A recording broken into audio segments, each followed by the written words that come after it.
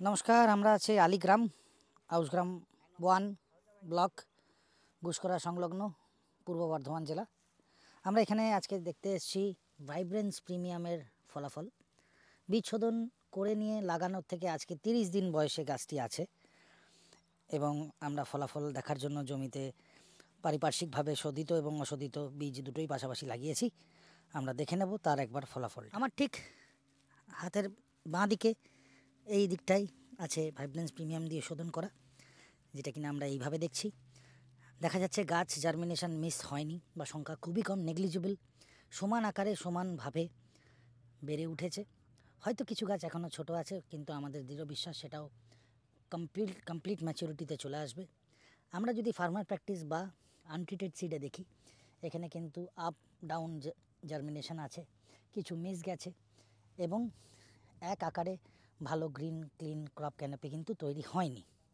আমরা এর পরবর্তী বিশ্লেষণ দেখব একটি একটি করে দু সাইড থেকে ফার্মার চয়েস অনুযায়ী স্যাপলিং বা ছোট প্লান্ট তুলে রুট ডেভেলপমেন্টের অ্যাঙ্গেলটা। এটা রুট জোন ফার্মার প্র্যাকটিসে। আমরা যদি দেখি স্টোলন বা বয়ের সংখ্যা কিন্তু এখানে আমরা নোটিস করতে পারছি দুটো। হোয়াইট রুট ডেভেলপমেন্ট আছে বা না সেটা আপনারা ভালো দেখতে পাচ্ছেন, খুবই মিনিমাম। তো একই মোটামুটি প্লান্ট হাইট বা প্লান্ট স্ট্রাকচার বা প্লান্ট সাইজ বা ডিউরেশন নিয়েছি, আমরা চেষ্টা করেছি সেম রাখার জন্য। এবার চলে যাচ্ছি ভাইব্রেন্স ট্রিটেড স্যাপলিং। ইয়েস, এইটা ভাইব্রেন্স ইন্টিগ্রাল ট্রিটেড।